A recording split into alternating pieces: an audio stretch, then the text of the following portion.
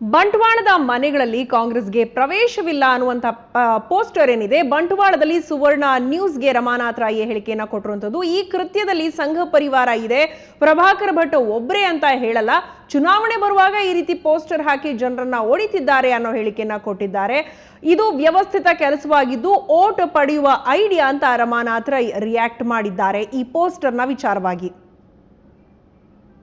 ಚುನಾವಣಾ ಕಣ ಧರ್ಮ ರಾಜಕಾರಣಕ್ಕೆ ಸಾಕ್ಷಿ ಆಗ್ತಿದೆ. ಈ ಎಲ್ಲ ಪ್ರಶ್ನೆಗಳಿಗೆ, ಈ ಎಲ್ಲ ಒಂದಷ್ಟು ಅನುಮಾನಗಳಿಗೆ ಉತ್ತರವಾಗಿರುವಂಥದ್ದು ಬಂಟ್ವಾಳ ವಿಧಾನಸಭಾ ಕ್ಷೇತ್ರ. ಈ ಕ್ಷೇತ್ರದ ಒಂದಷ್ಟು ಮನೆಗಳಲ್ಲಿ ಹಿಂದೂ ಮನೆ ಕಾಂಗ್ರೆಸ್ಗರಿಗೆ ಪ್ರವೇಶವಿಲ್ಲವಂತ ಪೋಸ್ಟರ್ಗಳನ್ನು ಹಾಕಲಾಗಿದೆ.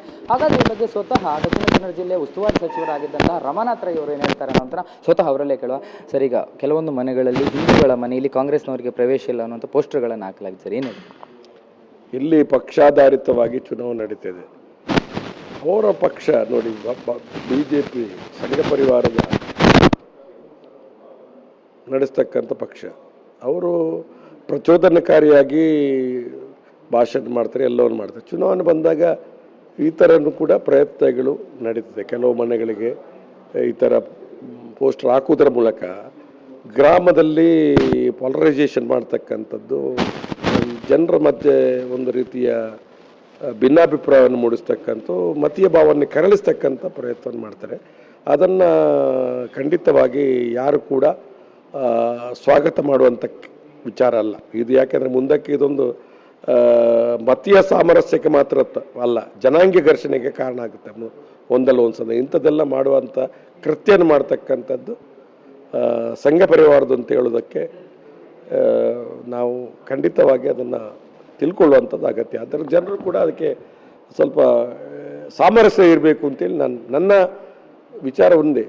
ಯಾವುದೇ ಜಾತಿ ಇರ್ಬೋದು, ಯಾವುದೇ ಧರ್ಮ ಇರ್ಬೋದು, ಯಾವುದೇ ಭಾಷೆ ಇರ್ಬೋದು, ಎಲ್ಲರೂ ಕೂಡ ಮತೀಯ ಸಾಮರಸ್ಯ ಸಮಾಜದಲ್ಲಿ ಇರ್ಬೋದು.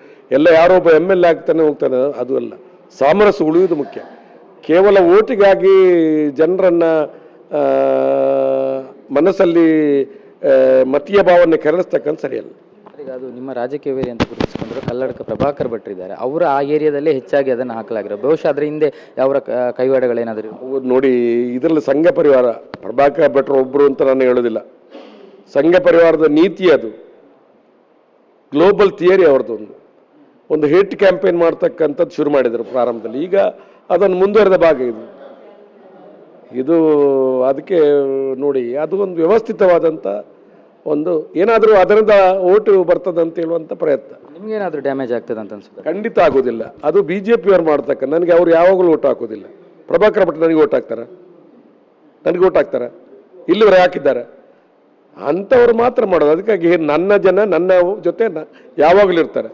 ನನ್ನ ವಿಶ್ವಾಸ ನಂಬಿಕೆ ಇರ್ತಕ್ಕಂಥ ಎಲ್ಲ ಜಾತಿಯ ಎಲ್ಲ ಧರ್ಮದ ಜನ ಅವ್ರು ನನ್ನ ಜೊತೆನೇ ಇರ್ತಾರೆ. ಅದಕ್ಕೆ ನನಗೆ ವಿಶ್ವಾಸ ಇದೆ. ಇದಿಷ್ಟು ರಮಾನಾಥ್ ರೈಗಳ ಮಾತು. ಕ್ಯಾಮರಾ ಪರ್ಸನ್ ಅಶೋಕ್ ಜೊತೆ ಭರತ್ ರಾಜ್, ಸುವರ್ಣ ನ್ಯೂಸ್, ಮಂಗಳೂರು.